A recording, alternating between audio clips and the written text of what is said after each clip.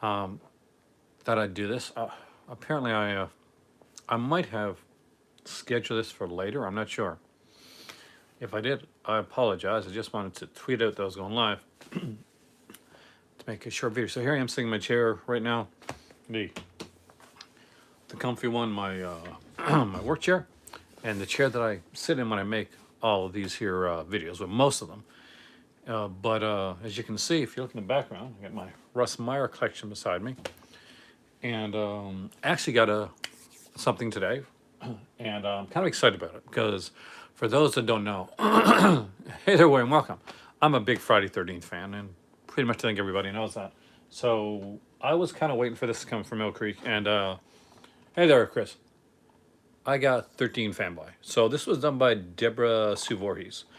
If you're that name, hey there, Chad, rings kind of familiar to you.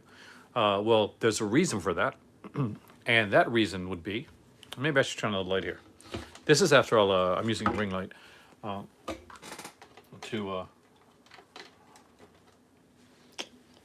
let me get my thing. This has Deborah. This was directed by Deborah Sue Voorhees. I think it was written by her too, and she is in Friday 13th Part 5. As you guys know, one of my favorite Friday 13th.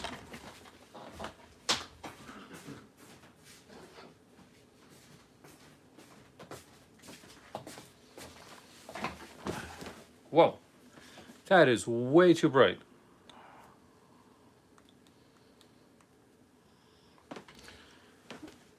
Anywho, there it is right there. And it's got a lot of Friday 13th stars in it. So we got here Lara Park Lincoln, we got Judy Aronson, Kane Hodder, Corey Feldman, C.J. Graham, Tracy Savage is in this, Dee Wallace, Deborah Voorhees, produced and written by Deborah Voorhees and Joel Paul Rezig, directed by Deborah Voorhees. Hey there, Zach, welcome, man. It has been a while. So if you haven't checked this out, definitely check this out. Just received communion, nice. It is a crazy film, but it's supposed to be a true story. I'm turning off this light because it's too bright for me. Now I can't see what you guys are saying. So I'm probably going to be watching 13th Fanboy tonight, just to let you guys know, because it looks super cool, because apparently all the actors in the movie are playing themselves. Thank you, New World, man. I appreciate that. Some fans love you to death. You know how cool the stickers look when they pop up on the phone? Because I'm doing this with my phone. So you're probably going to have even better quality than my usual camera, because the phone can go a bit better when it comes to quality wise. A little bit darker here, I know, but I wanted to sit down over here. Now, as you can see, there's boxes in the background, because what I'm doing is, although it may be a while, it's probably a while before I actually get to move to Morocco, it's best to have certain things packed up ahead of time. Hey there, Dustin, welcome. And so I've been packing up a bunch of boxes so that I would know like the size and the dimensions of it. So for some films that I kind of want with me and that I'm going to be taking with me, that what I've done is some of the boxes are empty, and then these things here, the movies are in here, so I can still watch like physical media. And obviously I'm watching the Friday the 13th film tonight, so I'm super stoked for that. Huh. For the eagle-eyed people, by the way, if you happen to go and check, I put up a, what was it? It wasn't a hat. Was it a hat? No.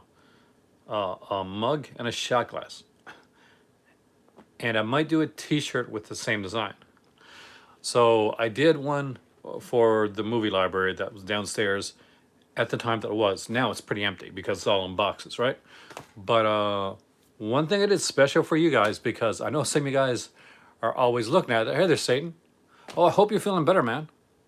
I know what that feels like, unfortunately. What I did was, when I used to do my videos down in the movie library, one of the things that would happen is I would consistently get people mentioning this box set right here, this Russ Myers box set. Let's just say it caught people's eye. So I thought it was a neat little treat. check it out. If you look at the new Call to Cinema Movie Library mug that I did, the Russ Meyer box set is there in the background. That, my friends, was on purpose. If you want that design with the movie library in it, with the Russ Meyer thing, on a shirt or something like that, let me know, because that was kind of one of those Call to Cinema Easter eggs that I did. Whoa. Anyway, tonight I wanted to just come on for a little bit and talk to you guys about some things that are going on right now, going on with the channel, going on with everything. I plan to do a video tonight, a long like form video on my regular one.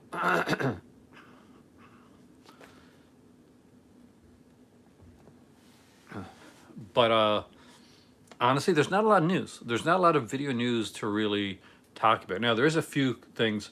I put some stuff up on my... nice! Thank you, Dustin. See, Dustin's got a Call to Cinema mug. Did you see the new black one? They put out a new mug, and a new ceramic mug. And I wanted to design. So it took a few hours. Me and my cousin were designing it on, I think it was Saturday. And we took a large part of the day doing a mug and a shot glass. Once we had the mug down, it was okay, because a little peek behind the scenes. Like if you're you're going on YouTube, and or you're a creator and you're doing anything like this, YouTube monetization is what people kind of like go towards, but you don't make any money on YouTube monetization, unless you've got like 100,000 or 1,000,000 views, and then it's still really, really small. So merchandise stuff and Patreon, that, my friends, is your best friend if you're doing this. So there you go. I always like to slip kind of behind the scenes stuff in when I'm talking, when I'm chatting, because I know that some people on here are fellow YouTubers or podcasters, and some people are always asking me okay, I'm thinking about getting into this. What should I do, and how should I do it, and what's the best way to do it? And I know that the entry point can, for some people, be a little bit of a hurdle. And there's so many things that I didn't think about when I was starting that probably would have changed the whole my whole channel, and it would have grown a lot quicker if I would have thought about it. So what I try to do now, hey there, John, is whenever I can, I try to slip in some behind the curtains information, so that if you're someone that's looking at doing YouTube in the future or doing something like this, that I can at least help you in some way. I'll learn from my mistakes or things that I've done in the past, and how I'm doing things in the future. Hopefully you guys like that. Let me know. Because it's I'm doing this for 10 years. It's constantly evolving, right? So we got the boxes here, and this here, we got boxes of books down here that we've been doing. There's you can't see it quite there, but I got a lot of my Anma stuff over there. I collect a lot more of that recently. I am kind of excited. Umbrella is putting out a couple things that I'm very excited about. Hey, Senator Arcadia, welcome, man. Thank you. Cause I always wonder about that, because I always try to slip a little bit in there, because I do get asked those questions a lot. And I think that if I had someone that was able to give me help and guide me a little bit when I was starting out, that it would have been, I would have really appreciated it. And still to this day, I definitely do, because it's a learning basis. Hey there, Matt. Welcome, man. Fast Times at Ridgemont High is amazing. Oh, you bought the Criterion stuff. Oh, I'm so jealous of you. How do we say this? Oh, so I lost my train of thought for a second. So Umbrella's putting out Child's Play on Blu-ray as part of their Beyond Genres collection. But there's one cool special thing about this, and I think these are gonna be neat little collectibles down the road. I really do, and I bet people are gonna sleep on it, and then they're gonna see other people opening it up, and then they're gonna kick themselves. So what Umbrella's doing is aside from, you get like booklets or CDs or, stuff inside of their, inside your Blu-rays, they're doing these like really limited edition air fresheners.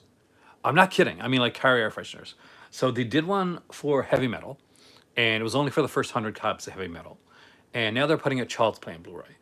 And for the first 100 copies of Child's Play, they're doing a kind of a Chucky air freshener. And I'm not joking. That's bloody brilliant. Um, like as a guy that like went to school for marketing, uh, I have to say, I wish I thought of something like that.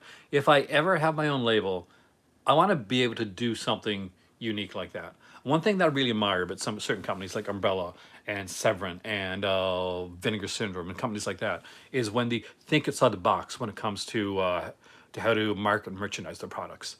So seeing this, because I'd seen the recently they did like comics and they did stuff. Oh, Central Cinema, they're doing, yes, the polyester odorama card. Was that Criterion that put that out? That's genius. I would love to see Criterion think outside the box more. Criterion, unfortunately, don't think outside the box enough. But that was genius, and that was a genius idea. Do I have Metal Hurlant the complete series? I don't actually. That's when I eventually have to get my better half. Grew up reading Metal Hurlant, usually in like book collections of it, and I grew up like reading heavy metal magazine.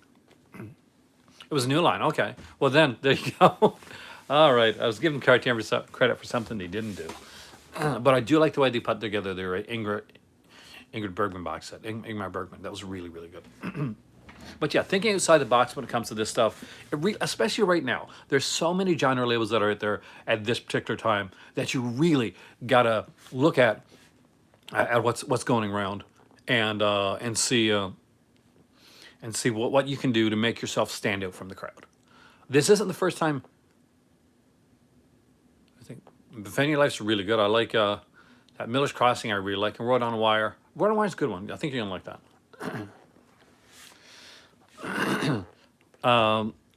You had to think of something that's gonna put it outside the crowd. Actually, I don't know. Considering the recently, I don't know. I think I'd be safer in Morocco. just putting that out there. Uh, so what?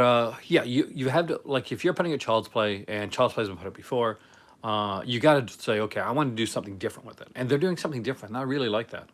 I know they're putting out Blue is the Warmest Color, which is one of my favorite films, actually. Definitely my favorite modern day films, and one of my favorite relationship films. You want to see something cool? It's kind of movie related. So there's this guy here, well not here, in Newfoundland actually, that does these paintings, these prints of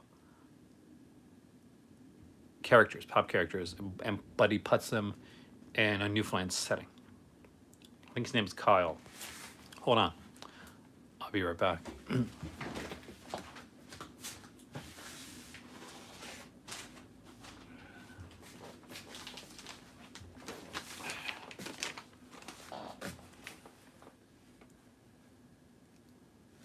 So this here is Godzilla in a St. John's.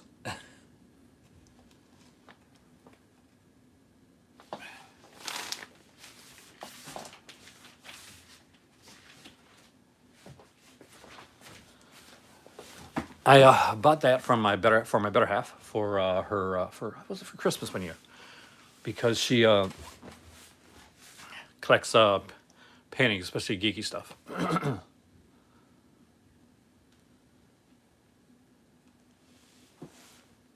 That reminds me of the fish head things. Fish head thing, so there's a few more that we want to get actually. But that was the first one I got her. That was a bit of a pricier one at the time too. I remember having to save up for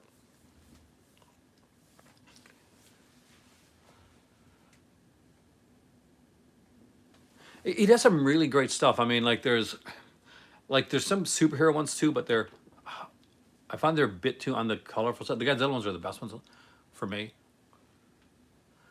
And yeah, I want to get more. There's one with him with Godzilla, I think in Mothra. There's There was a Newfoundland artist. I think his name is Kyle Gallahan or Callahan, something along that line.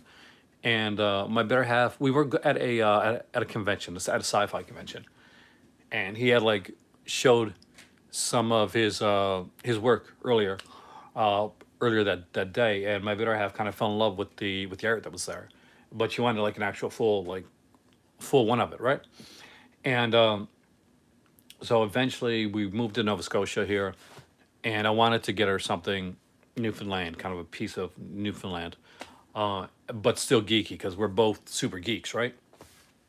So I ended up asking her which one she wanted, and we just we decided to grab that one. So I grabbed her the Godzilla one.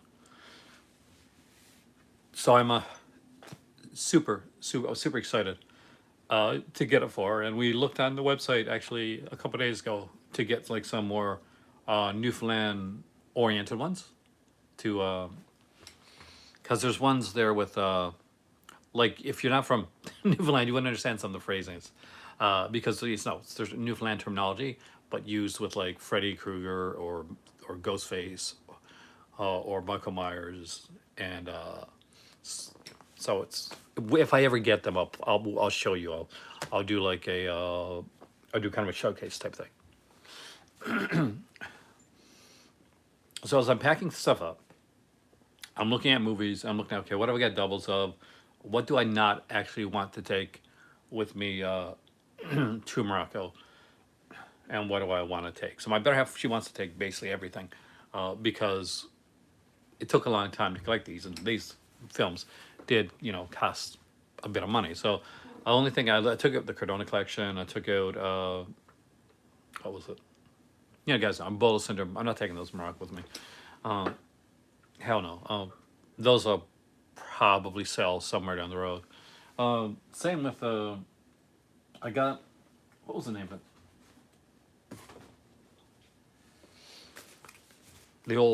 The special edition of Necromantic 2. And I go back and forth on this one. It's a brilliantly done film. I'm just not sure if I'm going to watch Necromantic 2 over and over again. I know this one's like out of print, so maybe, who knows? Maybe I will.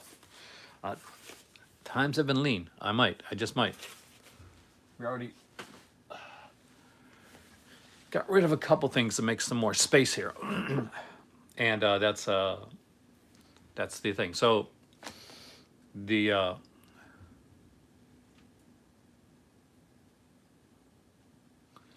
you don't get a free movie, but you will get the goodness of karma. I thought about it, Chris. Like, I mean, there's a couple. There's not a lot that I would. You guys have a bit of a pain. We had a. Hey there, Anton. Welcome. It's a rough time for everybody this time of year. I'll be bluntly honest with you. I had a couple of my patrons that that are unfortunately are no longer patrons because of this time of year and money issues, which I completely understand because I'm in the same boat myself. But that being said, I'm thank God for the super chats. Thank God for the donations. Thank God for you patrons, because this channel wouldn't be around right now if you weren't still here. I probably would have shut the doors down a couple years ago. I'm trying desperately not to do that, but I want to make more content, and I've made less content recently because of that, because I've been a little bit like stressed, but not in a stressy way, in a less stressy way. So don't sound doom and gloom there. Love is Love. That's a great song, Alan. That's a fantastic song. Love is Love, by the way, guys, is on the Electric Dream soundtrack. And it is by George from the Culture Club, for all you 80s kids out there. And it is such a cool song. Trust me, listen to it. It's really, really good. I can't play it here because, I get hit with a copyright strike, and then the video get taken down altogether. And that's never a good thing. So there's so much that's coming out. I'm hoping that I'll have the Magnum PI series by the end of the month. I want to I want to watch and review the Blu-ray for that because Mill Creek's putting it out and Ballyhoo Entertainment is doing the special features, and it never had special features before. So I am super stoked with that. I actually spoke to my good friend Brian Sauer from Just a Disc Podcast, Pure Cinema Podcast, and the Just a Disc YouTube channel, which you all should be checking out. But I'm sure if you're watching this, you probably already are. And I thought it would be nice to, for a change, rather than just get my computer set up going, to just come on here and be able to chat with you here while I sit down in the chair and talk to you about what's going on. Elden, I hear that's a great game. I hear like it's a fantastic game. I cannot get that yet. I cannot. I cannot afford the Elden Ring yet. Yeah, but I can lay down the Copyright Thunder. Such a huge fan. I would be so hurt if George came after me to lay down Copyright Thunder. I grew up like loving the Culture Club, and he did such great music. What now? Does he still sing? Anyway, getting off topic. Not that there's like an overall topic, but I wanted to talk. I want to talk movies tonight. I wanted to give you the chance to ask me questions too. So nothing too personal. Obviously, I'm not gonna answer questions about family and stuff, but like questions about me, questions about my channel, about movies, collecting in general. I wanted to do like I eventually want to do like a Q&A type video because the hardest thing for me about doing a Q&A type video is that, in all honesty, a lot of my videos are live, and unlike some channels where there's kind of a veneer of like there's a script or something like that, so you don't really know the person behind the camera. I'm kind of me, so I definitely drop a lot. Love you guys back, man. I drop a lot of background stuff and all that because because I kind of bring you into my world. My top three. Your top three are Fast Pussycat Kill Kill, Black Snake, and Motorcycle. That's an interesting top three. I love Fast Pussycat Kill. Oh my! Here's the thing that happens. They grow up. My kids grew up and moved away to work, and they have like relationships and lives of their own. So that's unfortunate. If you have kids, trust me, that's what's going to happen. You are eventually going. They're eventually going to go, and they're going to do their own thing. And if anytime they visit, they always go on. Have a great night, Maddie. Thanks for coming in, man. But yeah, no, they're my kids are now each in their 20s, and they're working, and they live unfortunately away from me, 4 or 5 hours away, so that's why.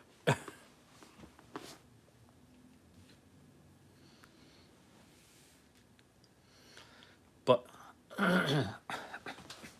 but yeah, so one thing about getting older, right, is that your family gets older too. Your kids get older; they do their own thing, and I love them. I'm very proud of them.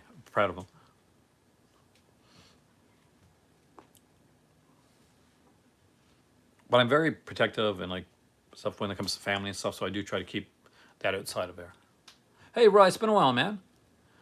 Unobstructed review of a 25-hour Criterion flash sale. So you bought the Varda box set. I'm glad you. Anya's Varda is so good, and there's some amazing. I'm sure you know. You've probably already seen them all. Some amazing experimental stuff that I really, really enjoy, and I don't think she gets the credit that a lot of the other ones get.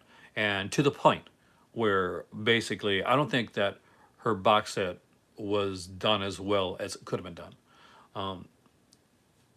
And I'm like, she could have had a Bergman-esque box set, something that they shouldn't have put so many films on like one disc for it. But it is a great set. Criterion's over. I don't know.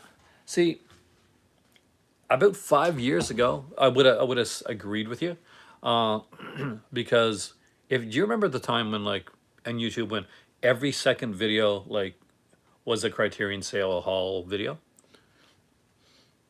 You remember that, right? Like, I'm sure you do. Like, you've been to that, like, you were at that point where you've watched YouTube videos and you've seen stuff, and you've seen, like, a bunch of Criterion sale videos and haul videos and Criterion stuff, and like my Criterion collection and stuff like that. I did them. Everybody did them, but they kind of went out of vogue. And right now, what you're seeing is a lot of Vinegar Syndrome, right? We're seeing a lot of Vinegar Syndrome hauls and my and the Vinegar Syndrome monthly subscription stuff. Actually, no, but I do want to go see the Batman. That's what I might go see. That one may drive me back to the theater. I did see Scream 2022, which is really good, by the way. The second best Scream movie ever made. But yeah, what was I saying again? Oh my God, I totally forgot it. You got to know her. That is amazing. You got to know so many people in your life. Uh, there are so many creative minds and geniuses that have gone through your life, like touched and blessed your life there, right? Always remember that, because you never know, like, who's around the corner. And that's not the amazing thing about it all. Anyway, yeah. So Vinegar Syndrome is a new criterion. Do you have a favorite Russ Meyer film? Vixen. Vixen's my favorite. Probably because it's out first. Vixen's the first Russ Meyer film I ever saw, and I think I went back to it quite a bit. But I think Vixen is definitely there. I love the Immoral Mr. T's, the first one he did. I really enjoyed that. It's funny and silly. Cherry, Harry, and Raquel. Again, Charles Napier. Love me some Charles Napier. So I love that one as well. And remember, you could be drinking from a cup with this box set on there. Vixen is shot in Canada. See, maybe there's one of the reasons that I kind of went towards it. I mean, the thing is that people underrate Russ Meyer a lot, but he's way better than people give him credit for. Same with Tinto Brass. People look at Tinto Brass now, and they see him as a guy that likes, has slightly raunchy films, not X-rated or anything like that, definitely, but has raunchier films, especially for later in his career. But Tinto Brass was a genius when it came to the way that he shot and composed the films. It was brilliant. But sometimes people don't see that with a lot of these genre directors, and I think that's one of the reasons that I've championed genre directors and genre films over the years. Is that if Richard Grease would have been a cartoon film, that probably would have been a Ralph Bakshi type thing. Is that people underrate certain directors, underrate certain genres. And I initially came on here to talk about like a lot of different things, but I started to notice that, like you mentioned with Criterion before, a lot of people would mention like the Criterions and the titles like that, and a lot of the smaller stuff and the smaller titles and the other companies and the stuff that the weird stuff would fall under the radar, or they would get discounted, like the slasher genre and the giallo, and like the sexploitation stuff would always get discounted. But now, not so much. Now, where once you'd have the Criterion sale hall, and it would take up a huge part of a channel to the point where people would put Criterion in the title of their videos, and that would automatically get you a few hundred views. But now it's Vinegar Syndrome. If you put Vinegar Syndrome's name in your title and you're making a video now, it seems to get more views, and that's a good thing. That means that we're getting to the point where it's more niche collecting. There's more boutique label collecting. So Vinegar Syndrome is Severin. I'll get you more viewership on your channel. I want to get to the point where we're getting stuff like the companies. I want to see the Mill Creeks, the Umbrellas, the Eurekas, the 88 films start to get that type of recognition, because they deserve it. They don't get it, but they deserve it. And that's one of the things that I want to do on my channel. So when things swerve right, I kind of swerve left sometimes. Um, All Ladies Do It is probably one of his best. Hey there, Piz. Welcome, man. I hope you are doing well too. Piz is one of the premier channels here on YouTube. Whereas you see me here with darker lighting tonight. Well, we're going to call it mood lighting because I don't want to turn on and blind myself. Uh, Piz does great stuff on a consistently regular basis. And I definitely consider him one of the innovators and one of the greats when it comes here to YouTube. So if there's anybody here that is not subscribed, please make sure that you do because it's, trust me when I tell you this, it is 110% worth it. One of the good things about being on YouTube for so long, about being kind of the granddaddy of this whole thing. Hey there, Sierra, welcome, man. Thank you so much. Hopefully your work goes nice and smooth and easy and isn't too stressful. Is that I've gotten over these. I haven't seen the new Batman film yet, though my daughter saw it, and my daughter's probably the biggest Batman fan that I've ever met, and she loved it.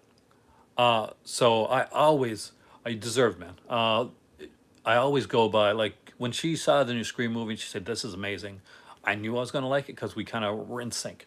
Me and my kids are usually in sync when it comes to certain films. Now, there's certain things that they don't like that I like. That's understandable. Starting to see my cups in over there. I got a big cup collection. Got to figure out which ones to take with me when I eventually go, which is probably not going to be for a year, but you got to get those things when it's such a large trip.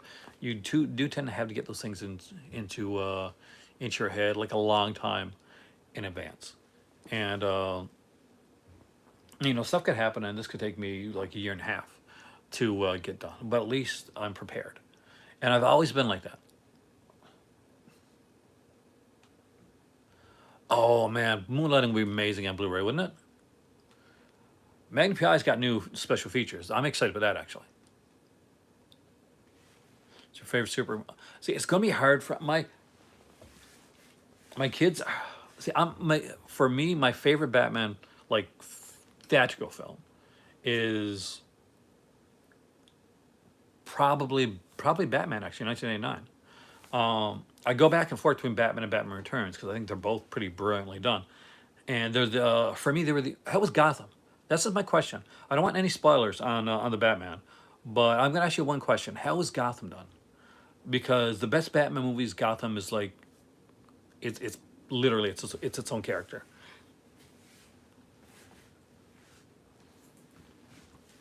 And I know Reeves has gone for a realistic look and a realistic feel to Batman. So I'm hoping that Gotham has that darker, crazier. We understand why killers would come into. You can see some omnibus right back there. Look. Yeah, Mill Creek is doing the Region A Blu-ray release for Magnum PI. I am super stoked about it. When I should be getting it in, so I will be reviewing it. And Ballyhoo Entertainment, some special features for those that ever got the old DVDs of Magnum PI. This is an upgrade. This is a Blu-ray, and it's got features which the Magnum PI DVDs did not have. A lot of those detective shows back in the day didn't have any features with them. So I'm always excited when I hear that Mill Creek's putting something out. Ben said, "Oh, see that's what I want to hear." Because that's one of the things that I don't think that I gotta say, one of the things that I think that Nolan got wrong was he just made it Chicago. Really, he just made Chicago. I think he restarted to do it right with Batman Begins, but it just kind of Gotham fell off as a bit of its own character. Totally in Dark Knight Rises. Like I like Dark Knight Rises, but it's got issues. Now, obviously, some of those issues are because there's certain things he wanted to do, but he wasn't able to do them. Like Heath Ledger had passed away, so plans had to change there. There's nothing you can do about that. You don't replace Heath Ledger.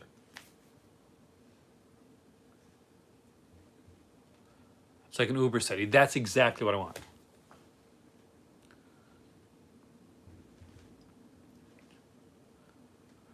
I'll be doing this where this is my birthday month. At the end of the month, I'll be doing like my birthday present like haul, and so there's a few things that I got come. Most of the stuff I know that I know, and it's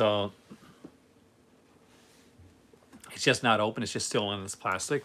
But like I'm the person that opens the door for when it comes. So I just take the Amazon package, put it put it away, and realize I can't take off the plastic until my birthday. Because this is yeah.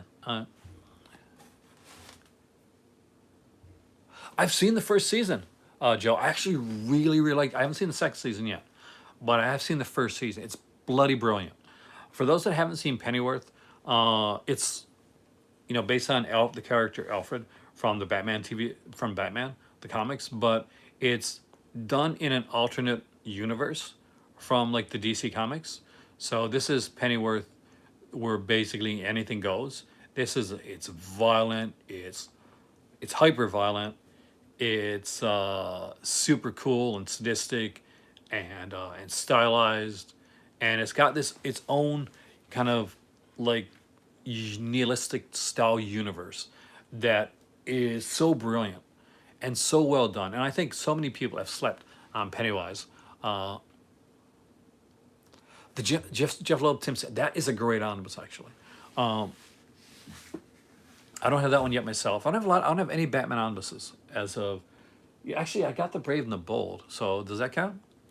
That's Batman team up one. Long Halloween is really good. That's an excellent. No, don't miss out though on there's the Catwoman story in there.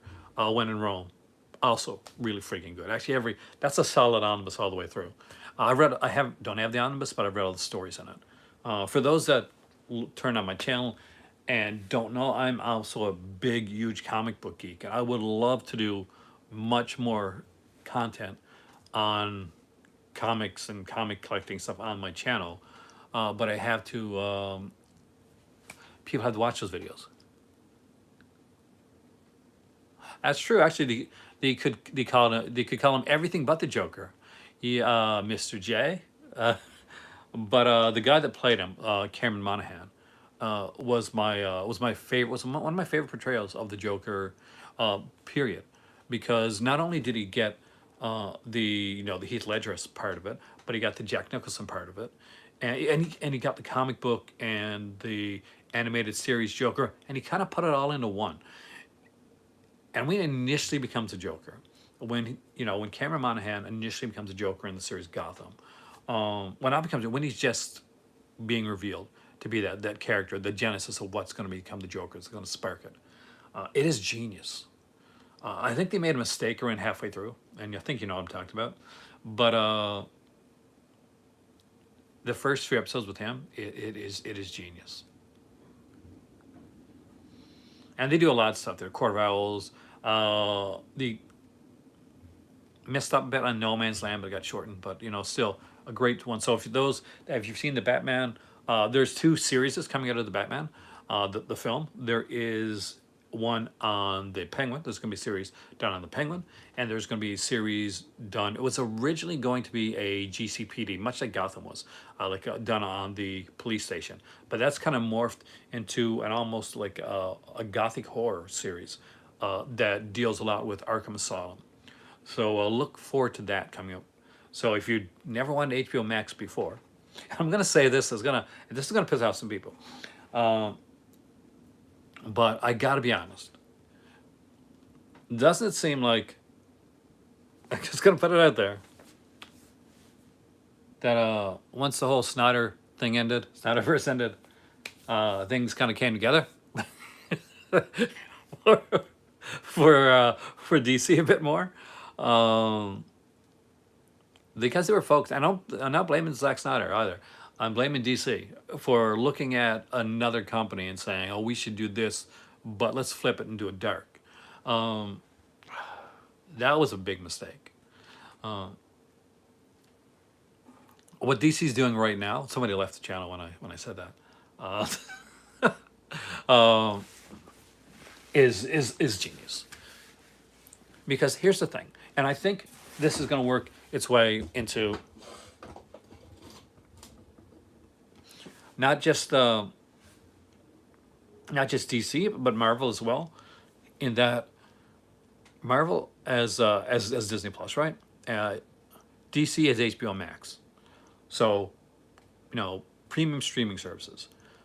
So one of the cool things about doing the films now is that you can now do like offshoot series, or you can take a character or a concept that you might have thought about doing as a film, and say, "Oh, this will make a good 2.5, 3 hour long film." And then you says, or I could take 6 to 8 episodes and give this idea that I got for these characters 6 or 8, 50-minute episodes, and really, really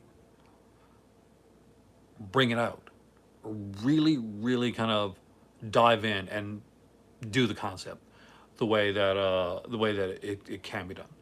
Uh, it would have been easy to make an hour and a half long WandaVision movie, but it wouldn't have been as brilliantly done as what WandaVision was, and works much better as a TV series. So there's a lot of these things, that the concepts they can work on, and Matt Reeves is good in saying that, okay, I've made a film.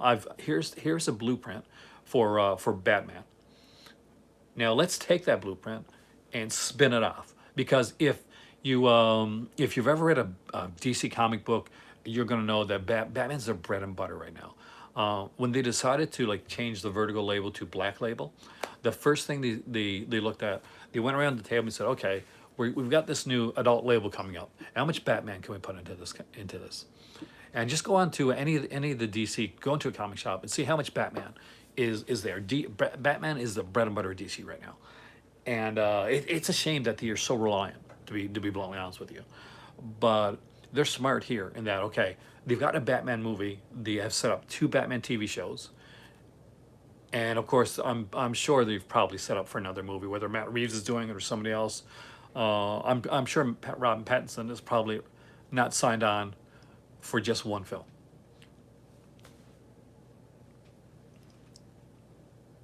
You guys are so quiet. Am I boring you now? um,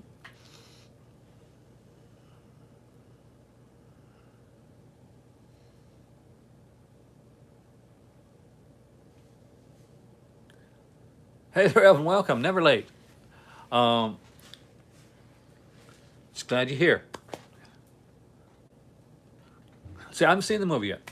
My kids have seen the movie. They went to see it this weekend, and my daughter texted me afterwards and said, "This is the best Batman movie that was ever made." Uh, this I can't. She said, "I can't get over how well they're doing this character."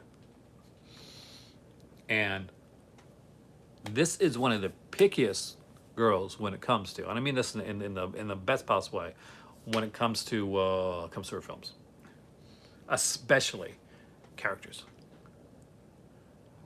Dazzler, you rock, man.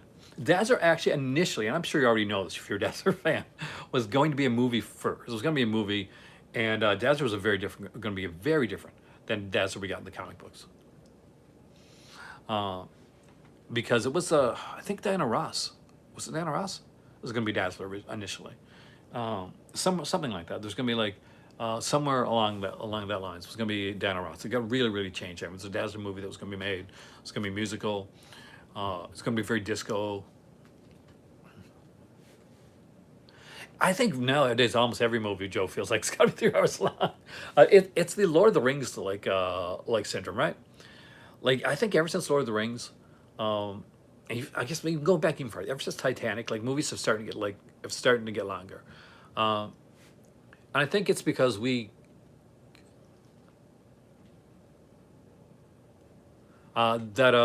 sorry, I try to read the comments where I'm on my phone. Like it's harder sometimes. So if I miss a comment, I'm going to be honest with you. The best way to spark your comment up, New World, hit me with a sticker, and bam, I saw it right away. I'm going to Xanadu so many times. Well, that's the closest to Dazzler you're going to get, man, at this point. But Dazzler's such a cool character. Underrated character, by the way. Isn't Dazzler on the... correct me if I'm wrong here. Isn't Dazzler on the spine of one of the X-Men omnibuses?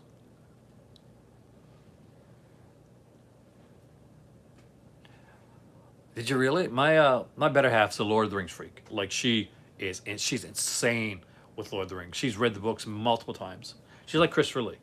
She's read the books multiple times. She knows all the lore. She's read all the books, all the stuff. So, if it's like me, if I'm talking about like Friday 13th, or I'm talking about like slasher films, or I'm talking about like something I'm very passionate about, and I know that I know my stuff when it comes to certain things. Um, let's be honest. I can be cocky about it, as we all can when it's something that we feel is in our wheelhouse, right?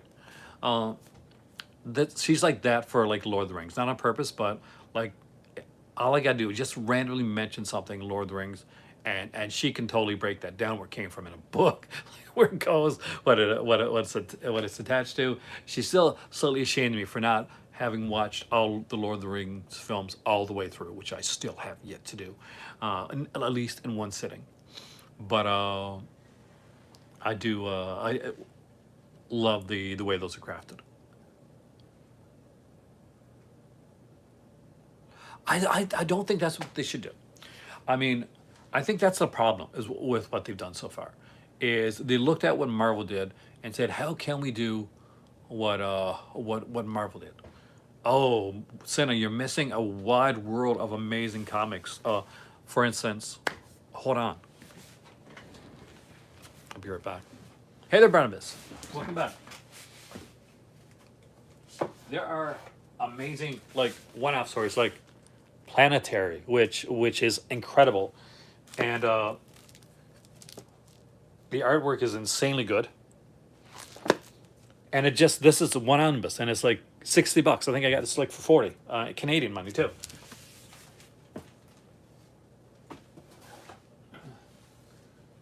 And if you're like a Marvel person, this this was brilliant.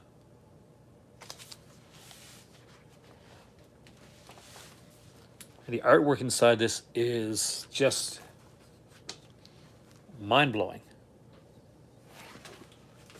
This is basically a horror story. This is basically a Stephen King horror story.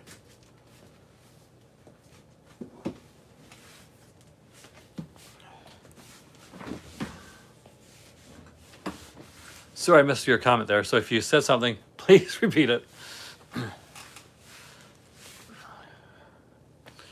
But manga is fantastic. Manga's still the best-selling visual, like physical format. Was Chris Reeve's Superman supposed to be the DC cinematic universe? No, well, back then there was no like real cinematic universe. Oh, if you like Transmetropolitan, read Planetary. Like 1,000,000% read Planetary. That is your jam. I'm telling you right now, from what you just told me that you read, and if you have not read Planetary, you need to read it. Also, the first arc of the Authority too, but Planetary 1,000,000%.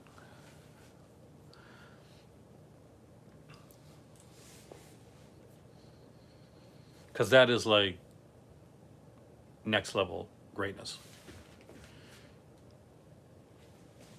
I'm waiting on something.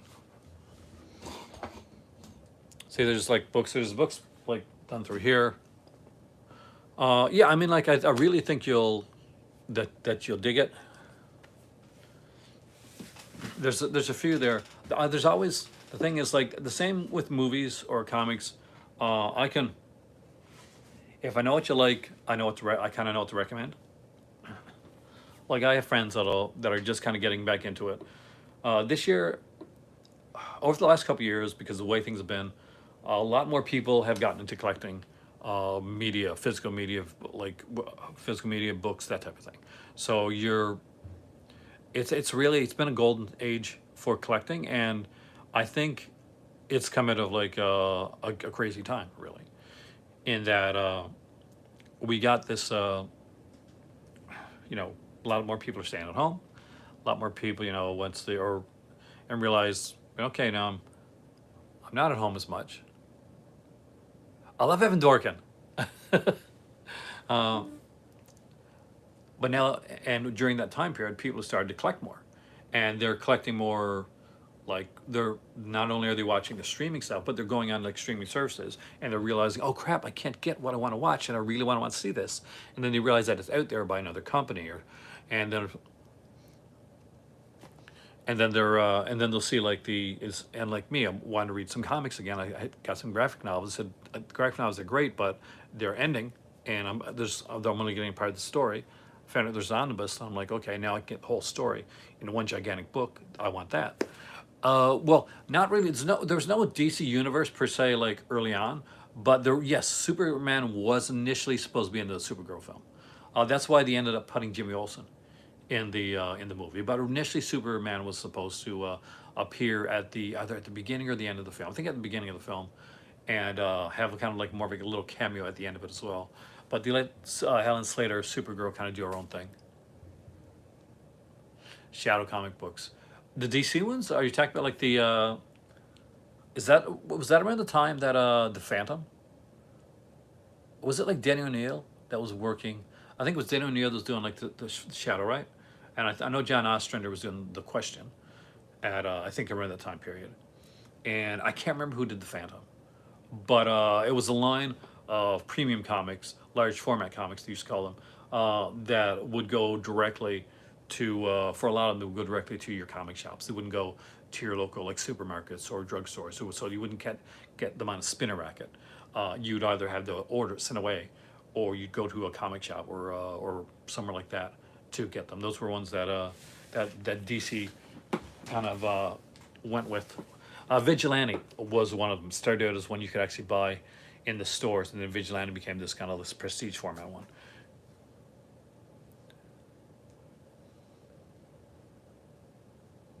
Creep, somewhat Clive Barker. I'm guessing you probably like some of the Bernie Wrightson too. Bernie Wrightson did some great stuff. Um, was it Bernie Wrightson that did Monster? I like Megaforce. I do. I like Megaforce. I didn't realize until I think it was years later that the guy from Megaforce, Barry Bostwick, was the same guy that was in like Rocky Horror Picture Show. Because it's very different because he's got the big beard and he's got the headband, and do I believe in the Mandela effect? It's an eerie thought. I mean, like the conspiracy side of me does. There's one called Monster. I think it's called Monster, and Bernie Wrightson did it. It was, I'm pretty sure it's Bernie Wrightson. Yeah, that you definitely want to check out because the art is brilliant, and the story is really, really hauntingly good. It was meant for something else initially. It was meant for a specific comic character, but it couldn't get done, and because of that, because he couldn't use this character in that way, what he ended up doing was he ended up making his own like graphic novel, and it's actually kind of brilliant. So I think that you would dig it. I really do. Comic universes, how should they be done? I think it's changing. We saw like 10 years pretty much of like the whole Marvel, the MCEU worked brilliantly, but I don't think we're going to see a lot of that going in the same way. They really want to like focus between the TV shows and the films. And some people say, well, I don't want to watch the TV shows in order to see the films. And I don't think that you need to, but I do think that you're better off if you do. Vampirella stuff, the Warren Vampirella, the original Warren Vampirella stuff, so great. Um, I loved Vampy. Not so. The movie was okay. I mean, let's be honest, it wasn't like anything to write home about. I think it was Talisa Soto that played Vampirella in the film. Was that Roger Daltrey that played Dracula, or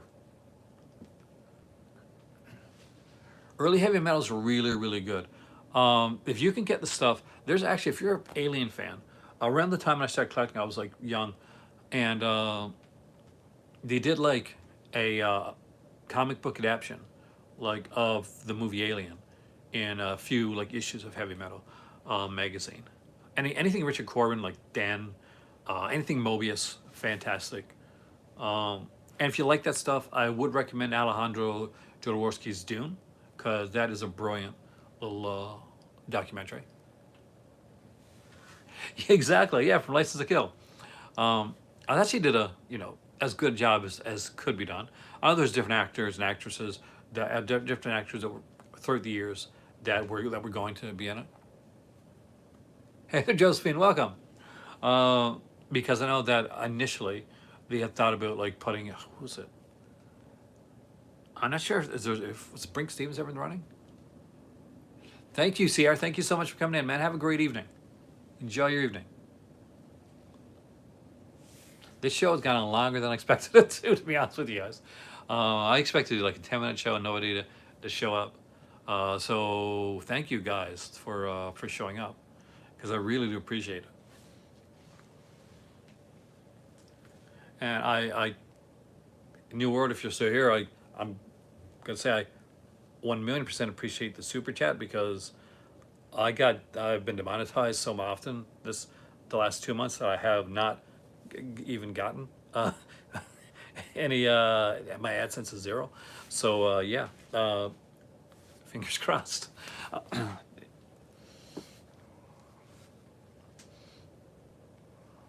Hence why Aaron made new merchandise. If anybody's gotten a chance to look at the mug and that, let me know if you want that design similar, but maybe slightly different on a T-shirt. Because I can. It'll take me a while to design it, but I can do it. Just let me know. Like in all seriousness, please let me know because I work hard and it takes a long time to figure out how I'm going to do a design. And yeah, I got to take my Franco this month too. I'm retiring that shirt. Since these remind you of a gym teacher, because of Grease, man.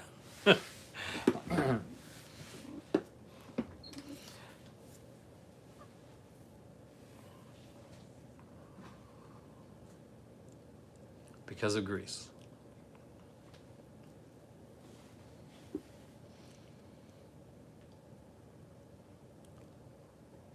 I just realized.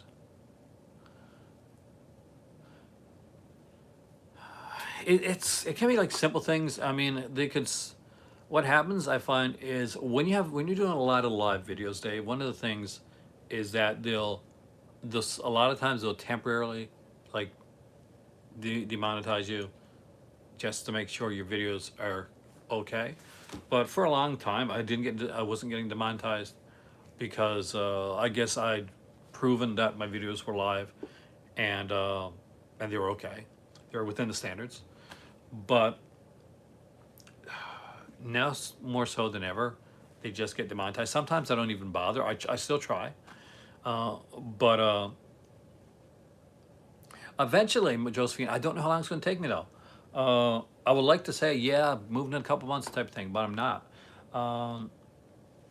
We're probably looking at a year or so before we get moved. It could be even longer. But for us, it's like just getting everything in that life. So if we found out like 3 months from now that we were going to move in like 6 months, for instance, like, just to give it, we're at the point where we're going to be, oh yeah, my better half is born in Casablanca. That's where she's at. That's her birthplace. She was born in Casablanca Hospital. Which I thought was super cool because I'm a movie fan. Like, I'm going to geek out over that, you know?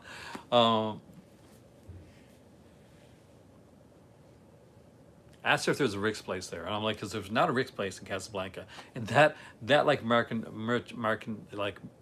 has been done. I'm totally doing that. Unfortunately, I think there already is. So I was a bit disappointed when I found that out.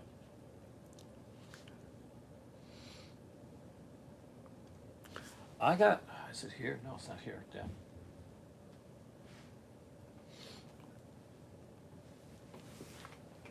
But Casablanca is brilliant. If you ever go to Casablanca, the Casablanca Mall is amazing.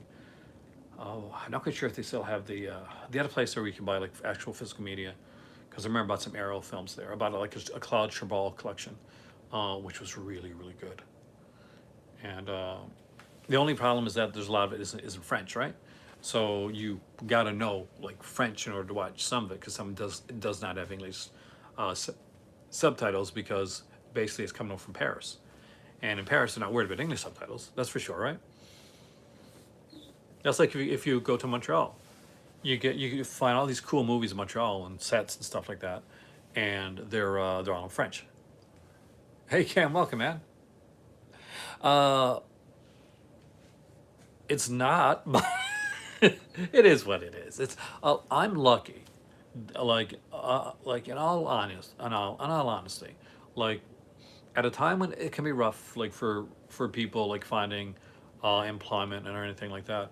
I can't complain that much. I mean, the people that I work with are extremely nice. Uh,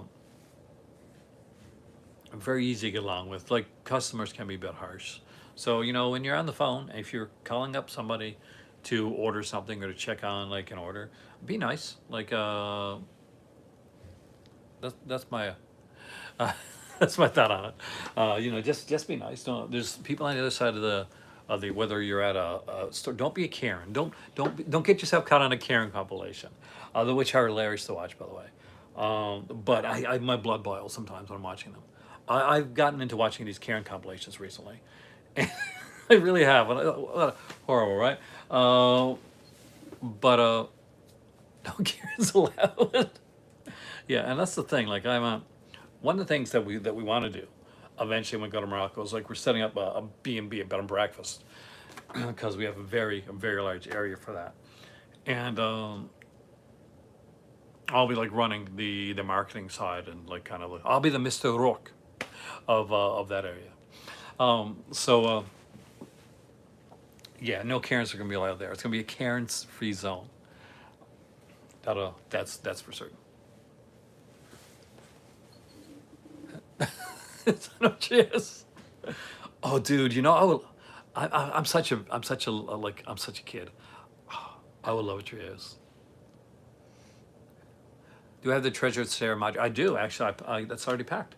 A great film, by the way. I love Humphrey Bogart. Always been a huge Humphrey Bogart fan. Great and Secret Show by Clive Barker. Do I own or have any Clive Barker's books? I might have one right here. Let me just see. Is it here? That's Neil Gaiman. I actually got one Clive. Hold on.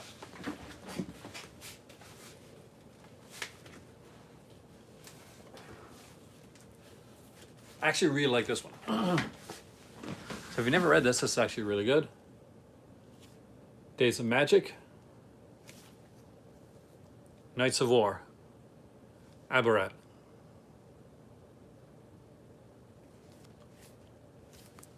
Really, really good. So if it's and like a lot of like some of them, it has like the cool like artwork on the inside, because Clive Barker tends to have like is not just speak of the written word, but we've got like the visuals in here as well. Let's see.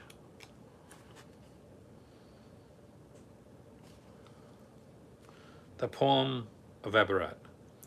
Here's a list of fearful things: the jaws of sharks, a vulture's wings, the rabid bite of the dogs of war, the voice of one who went before. But most of all, the mirror's gaze, which counts us out our numbered days. Reading with Aaron.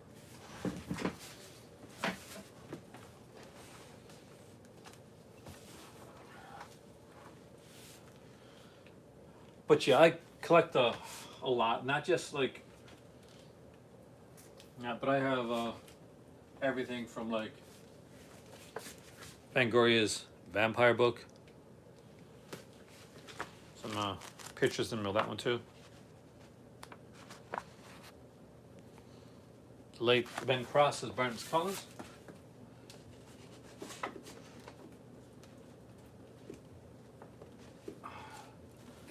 The Bible for a lot of people for this type of medium is Danse Macabre by Stephen King, one of the true greats.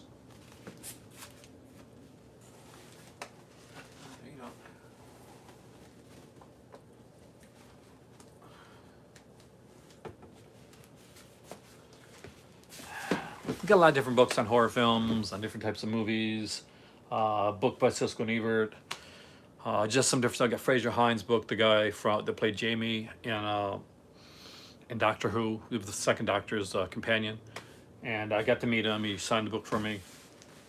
That was actually that was a pretty cool one. That's one of the neat things about being right here is that like everything's not very far. So if I wanted to show you something that's it's not packed away, I just got to go over there and grab it.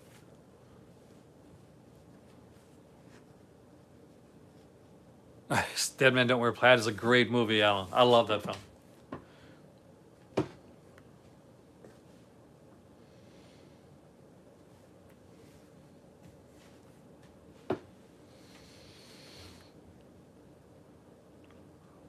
All right, since you guys are seeming so quiet, it looks like you guys have gotten quiet. I remember I did give you guys a chance to ask me questions, and people were, I think I put people on the spot. We're like, I don't know what to ask, but that's okay. Anyway, thank you for joining me here tonight for a little impromptu video that hopefully you'll enjoy, because I'm trying to do more videos like this. Don't worry, I'm gonna have ones that are scheduled and ready and all that type of jazzy stuff. But at the end of the day, when I made this channel to begin with, it was to make these impromptu, hopefully uniquer style videos.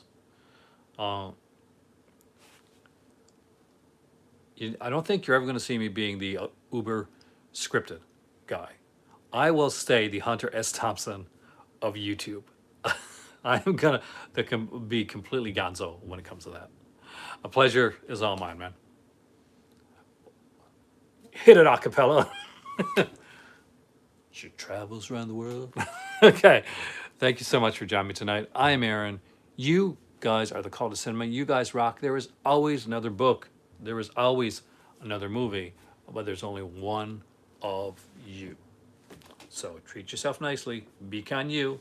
Pay that forward to others, because you deserve it, and so do others. And remember, don't be a Karen. I wanted to have like something cool on the end of it. Be a whatever. What do you got? Be a Sharon? That sounds kind of geeky.